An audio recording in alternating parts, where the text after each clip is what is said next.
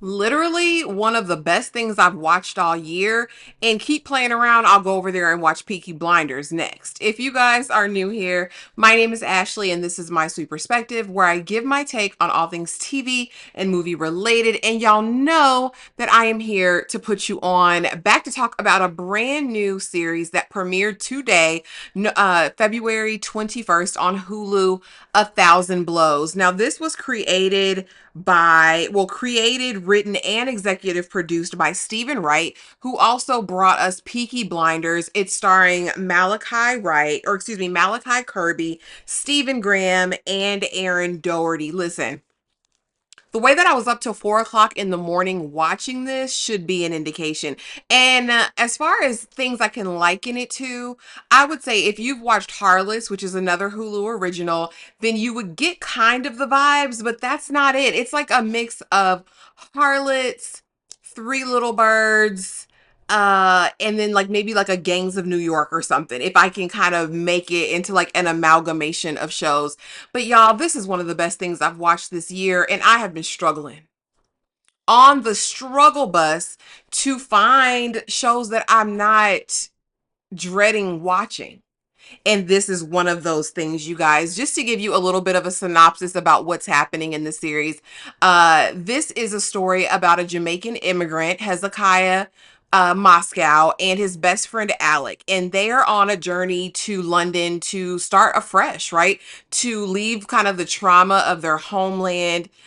We later get an understanding that Hezekiah lost his parents, his grandparents, to the rebellion in Jamaica, where the English came in and basically slaughtered anyone who said they didn't want to comply. And so now he's in London, like the ultimate optimist in the beginning, right? He's got the world on a platter. He wants to be a lion tamer. He's got big dreams. But on his first day there, he comes across Mary Carr. Mary Carr is the queen of an all-female gang called the 40 Elephants, right?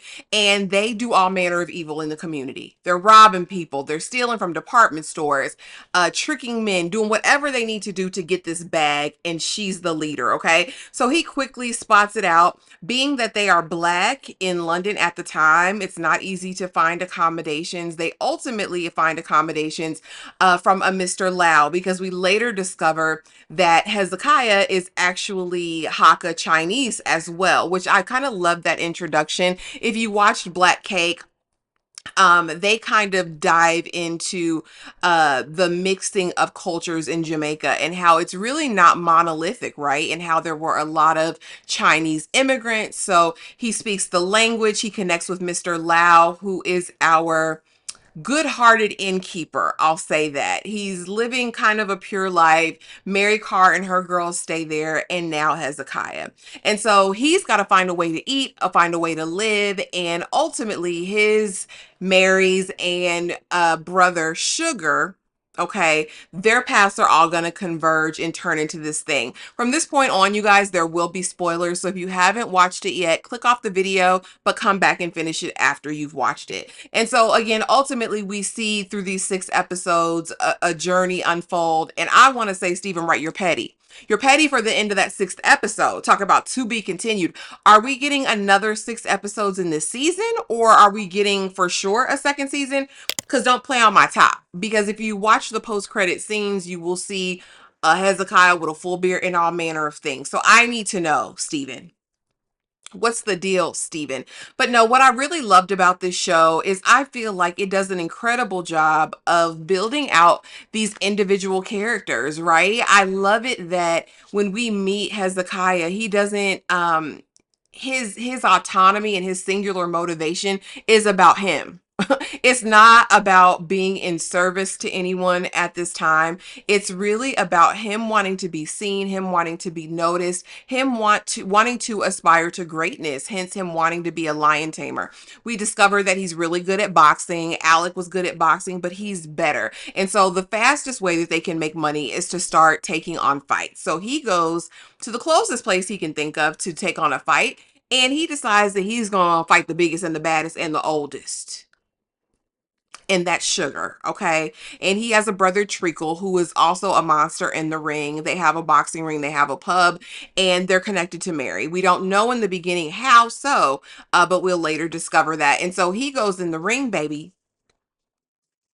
and he takes Sugar down through there, and Sugar don't like that. And what got me initially, because I was like, what are we doing? Is this a race thing? Where are we going with this? And I loved that the story didn't really, it wasn't based on that. Like, there of course are elements just because of the time, but it wasn't, that's not what the major narrative threads were about, right? We see him beat the brakes off Sugar. Okay, and basically his people got to step in because they can't see Sugar lose in his own house. And the way Sugar feels about it, I want a rematch. Okay, nobody's stepping in, just me and you, and I'm gonna kill you, basically. And he's like, man, you don't even know me. Why do you want to unalive me? And he's like, it's not just about this. I see me and you.